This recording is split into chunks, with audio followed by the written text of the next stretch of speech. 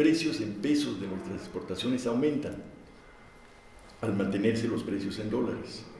Y el efecto importante es que ese aumento de los precios de las exportaciones en dólares, no solo de las exportaciones, de los sustitutos de importaciones también, y en general no importa si son exportaciones o ventas al mercado interno, siempre que se trate de bienes exportables, ¿no? Al igual que en el caso de los sustitutos de importaciones, se trata de que sean bienes importables potencialmente, que compiten con las importaciones. Ese efecto del tipo de cambio en elevar los precios en pesos de los bienes comerciables en general, ese efecto es el efecto que eleva la rentabilidad de la inversión en esos sectores, y ese me parece es el efecto importante para entender el impacto del tipo de cambio real en la inversión de esos sectores de bienes comerciables y el crecimiento. Este efecto de rentabilidad, como se le ha llamado, o el canal del desarrollo del tipo de cambio real, es lo que la investigación empírica de Carlos Ibarra y otros ha mostrado. La evidencia empírica a nivel internacional también resulta concluyente.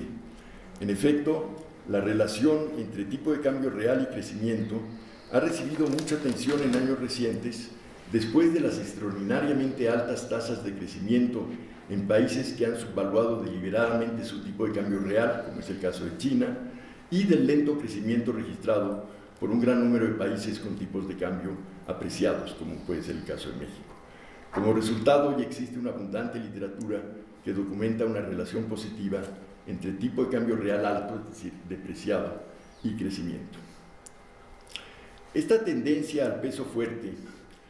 creo que es el resultado de la política monetaria y cambiaria que sigue el Banco Central en México. Para explicar por qué la política monetaria y cambiaria tiene un sesgo hacia la apreciación cambiaria, creo que hay que reconocer, o basta con reconocer, dos características de la economía mexicana. Primero, bajo un régimen de metas de inflación, especialmente en su versión estricta, que significa que el Banco Central reacciona únicamente a los cambios en el nivel de precios, que es el régimen que prevalece en el caso de México, la política monetaria se enfoca en alcanzar una inflación baja, usando la tasa de interés como principal instrumento de política, mientras que ignora otros objetivos de política como el empleo y el crecimiento. Dado el alto grado de apertura al comercio exterior de la economía mexicana y en consecuencia el relativamente fuerte impacto del tipo de cambio sobre el nivel de precios, en relación con el impacto, por ejemplo, de la tasa de interés que opera sobre los componentes de la demanda sensibles a la tasa de interés, se vuelve muy tentador para los bancos centrales subordinar el tipo de cambio a sus objetivos de inflación o responder de un modo no simétrico a las apreciaciones y depreciaciones. Ha habido en consecuencia un miedo a depreciar más que un miedo a flotar ante choques externos que tiende a hacer que la política monetaria sea procíclica. Por ejemplo, ante un choque negativo de demanda sobre nuestras exportaciones, que tiene un impacto recesivo, de hace 2001 o 2008, la autoridad monetaria tiende a moderar la presión a la depreciación del tipo de cambio a través del alza en la tasa de interés, con lo cual profundiza la recesión. En segundo lugar, la segunda característica que creo que ayuda a entender el porqué de este sesgo hacia la apreciación cambiaria es que debido a lo poco desarrollados que están los mercados de crédito, la sensibilidad de la demanda agregada a los movimientos de la tasa de interés es baja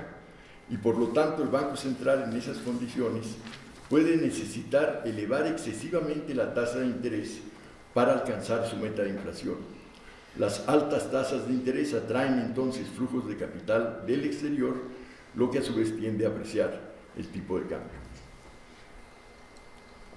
El segundo factor, por el lado de la rentabilidad, que afecta directamente a la tasa de inversión e indirectamente también a esta a través de su efecto en la rentabilidad de nuevas inversiones, se refiere a los niveles muy bajos de inversión pública que prevalecen en México. El origen de este problema es que el necesario ajuste fiscal que selló a la expansión del gasto público en 1981 y la crisis de la deuda de 1982, se dio a través de una brutal contracción de la inversión pública. En efecto, aunque ese ajuste fiscal fue exitoso en corregir el desequilibrio en las cuentas públicas, en el sentido de eliminar déficits públicos altos e insostenibles, descansó excesivamente en la contracción de la inversión pública. Así, si comparamos, por ejemplo, el nivel promedio en 79-81 con el de 89-91, una década después, la inversión pública como porcentaje del PIB se había desplomado en casi 7 puntos porcentuales del PIB, arrastrando con ella a la inversión fija total, que se redujo en una magnitud similar como porcentaje del PIB entre esos dos periodos. Para fines de la siguiente década, 2010-2012, la situación no había mejorado mucho. La inversión privada se había recuperado y superaba en casi un punto porcentual del PIB los niveles de 79-81, es decir, solo un punto porcentual del PIB, al ampliarse el área económica del sector privado con las privatizaciones de los 80s y 90s.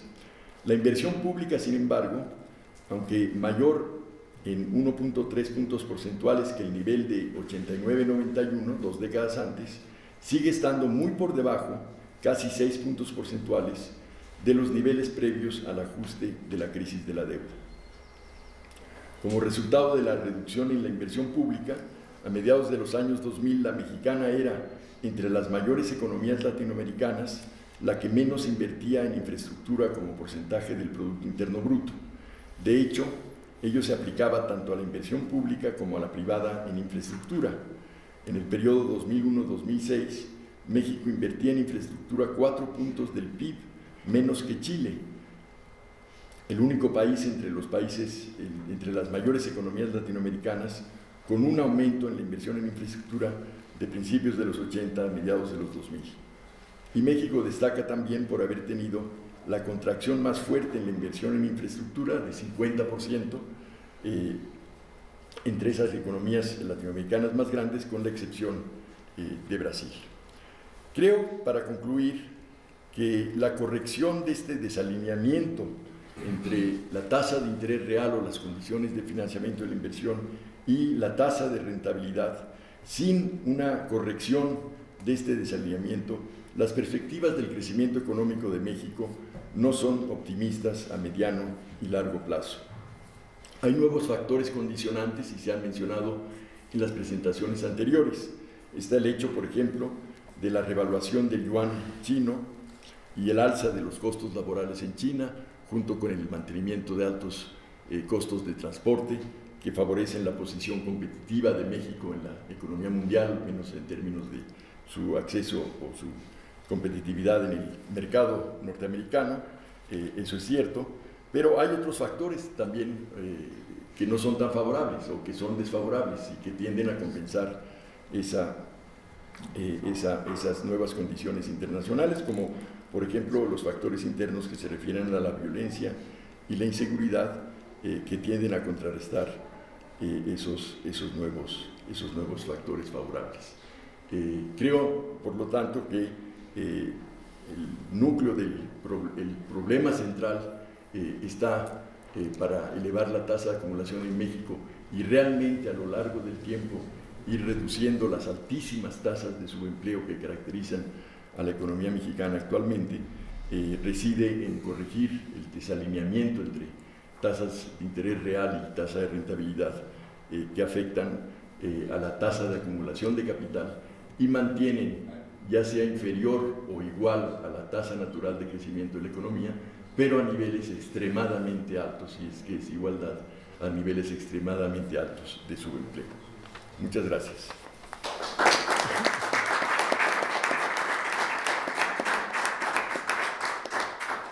Bien.